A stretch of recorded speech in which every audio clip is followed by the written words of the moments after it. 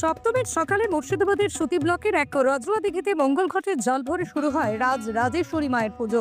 মাঘ মাসে শীতের বিদায় লগ্নে পূজিতা হন দেবী রাজেশ্বরী। প্রতি বছর এই পুজো উপলক্ষে আনন্দে মেতে ওঠেন সাধারণ মানুষ।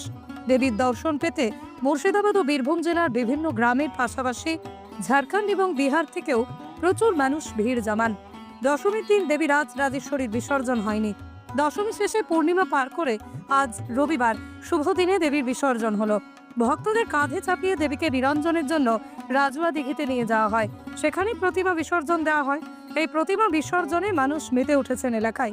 শুধু তাই নয়, এই মুর্শিদাবাদের বিশেষ এই রাজেশ্বরী বিসর্জনের শোভাযাত্রা দেখতে পার্শ্ববর্তী জেলা বীরভূম, নদিয়া, মালদা সহ ভিন রাজ্যের ঝাড়খণ্ড, ওড়িশা থেকেও মানুষজন কাতারে কাতারে এসে ভিড় জমাবে প্রতিনিয়ত। সম্প্রীতির মহামিলন উৎসবে পরিণত হয়েছে এই রাজেশ্বরী বিসর্জনে।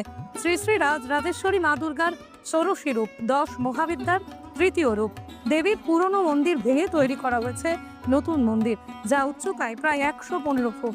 এটি বর্তমানে পশ্চিমবঙ্গের অন্যতম উচ্চতা বিশিষ্ট মন্দির হিসেবে মান্যতা পাওয়ার পক্ষে। এদিকে এই বিশাল পুজো চালানোর যাবতীয় খরচ আজ রাজেশ্বরী মন্দির কমিটি থেকেই করা হয়। বিসর্জনকে কেন্দ্র করে গ্রামের বাসিন্দারা আনন্দে মেতে ওঠেন রবিবারের সকালে।